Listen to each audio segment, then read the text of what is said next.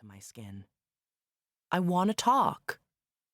I twist in her grip, and my hand catches on her necklace. It gives way with a sharp tug, and my palm stings as the necklace clatters on the dock.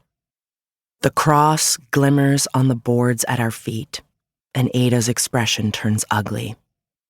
I know her. I know the bottle will come up before it does, clenched in one fist, beer dripping amber trails down her arm. I can sense it. I duck, and there's a hissing whoosh above my head. What would it have been this time? 16 stitches? A story about how I tripped on the dock? There are only so many excuses Dad can make for her. I can't help myself. I turn on her, teeth bared in a smile. You keep trying, but you're so bad at this. Ada lets out a scream of frustration, swinging a second time, bottle wobbling in her hand. She's drunker than I'd realized, and when I step out of the way, her momentum takes her past me. She staggers, high heel catching on the boards. The bottle shatters on the dock as she lets out a startled grunt.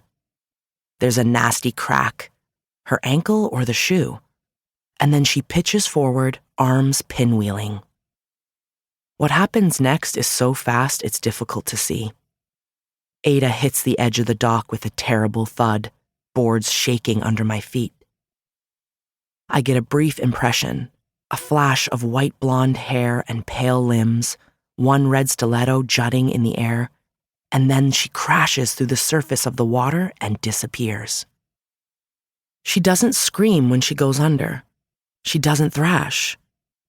For a second, I stand there, stunned, realizing I've just seen her hit the edge of the dock so hard it shuddered under my feet. I rush to the edge, heart drumming furiously against my ribcage. With my back to the solar lamp, it takes a minute for my eyes to adjust, to spot the dark shape in the water.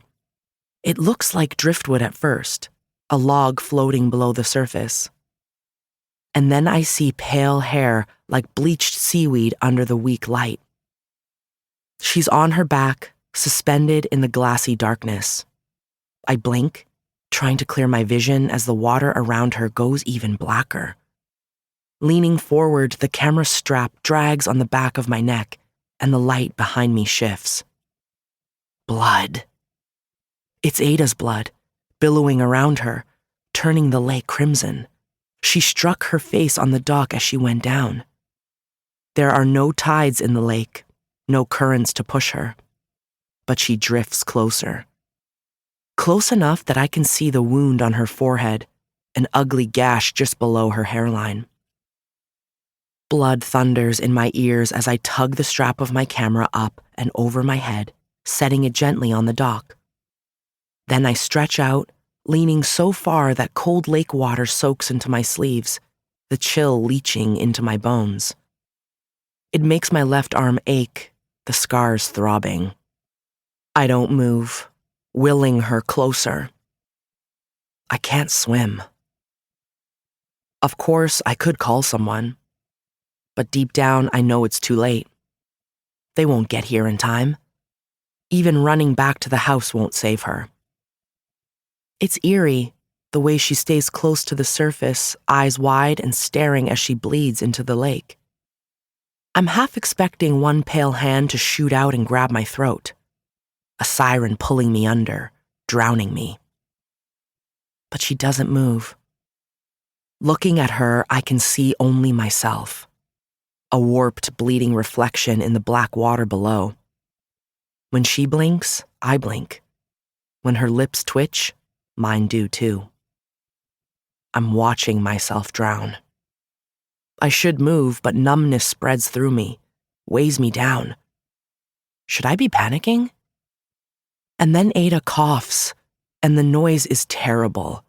A rattling, gurgling sound that makes me realize water is lapping over her mouth and nose. She slipped deeper under the surface. One arm twitches in the water, the movement so jerky it takes me a second to realize she's trying to swim. Her face is pale and blank, mouth open.